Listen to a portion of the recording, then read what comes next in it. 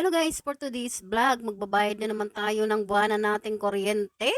Alas 5 pa nga lang ng madaling araw ay gising na ako. Dahil nga pupunta na naman tayo sa Pinelco sa bayaran ng kuryente. Kailangan kasi kapag nagbayad ka ng kuryente ay mas maaga ka.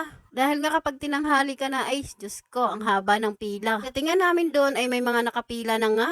Siguro ay nasa 30 piraso na. At nilagay ko na nga rin doon ang resibo ng kuryente namin. Hinihintay na lang namin na magbukas. Mga bandang alas 9 kasi magbubukas na tong Pinelco na pinagbabayaran namin ng kuryente. Habang naghihintay nga kami, bigla akong malam yung sikmura ko. Lalo na ang harapan pala nito ay kainan. Sakto naman nga, umalis kami doon, hindi nga kami nagkape dahil nga inaabutan namin na makapila kami ng maaga. Hindi ko na nga pinakita sa inyo dahil kanina nga ay nagkagulo. Dahil nga lumabas na yung security guard ng saktong alas 9 at ang sabi niya nga ay pwede na raw magbayad yung may mga barya at sakto ang babayaran. Abay, nagkanya-kanya ba naman ang kuha ng resibo, di nagkagulo. Maraming nag-aangalan ng mga matatanda. Oo nga naman kasi mali yung ginawa ni security guard. Oo nga naman, tama yung sinabi ng iba na pwedeng sabihin na sakto ang babayaran nila. Kaya ako talagang napailing-iling lang talaga ako. Kaya nga nung nasa loob na kami, ay inabot talaga kami ng siyam-siyam. Dahil nga yung resibo namin napunta na sa huli. Yun ngang nahuli sa amin na dumating ay nauna pa sa amin nagbayad. Pero okay lang, ganun talaga nangyayari yung mga ganung bagay. Kaya kung mahina-hina yung pasensya mo, ay nako talaga mapapasigaw ka talaga sa inis. Kaya mapapaya ko lang sa mga gantong pangyayari, kailangan habaan natin yung pasensya natin. Dahil nga sa nagutom kami, patuluyan talaga kumain kami dito sa may harapan ng Pinelco. Kung matatanong nyo kung anong oras na yun, alas 11 na kami nakalabas. Umalis din kami sa bahay, ay di rin kami nagkape. Talaga ba naman ay dami naming gutom. Pagpasok nga namin dito, ay umorder agad si Miss Bago. Buti na nga lang at may sumobra pa sa aming dalang pera.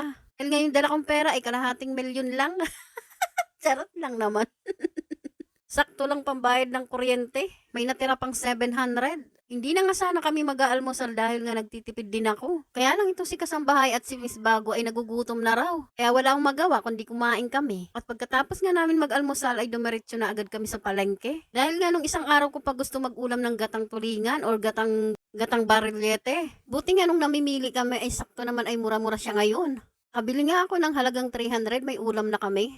At umuwi na rin agad kami, tapos pagdating namin sa bahay ay pinaluto ko na agad kay Kasambahay. Ang gagawin nga muna daw dyan ni Kasambahay ay ipapaksiw niya munang patuyo. Nilagay niya nga dyan ay suka, bawang, luya, sibuyas, paminta, asin, bitchin. At nung natuyo-tuyuan nga ay doon na nilagay ni Kasambahay yung kakanggata. Kung napansin nyo nga ay buo-buo na yung kakanggata. Dahil nga sabi ko nga kay Kasambahay, ilagay muna sa loob ng rep yung kakanggata dahil nga baka masira.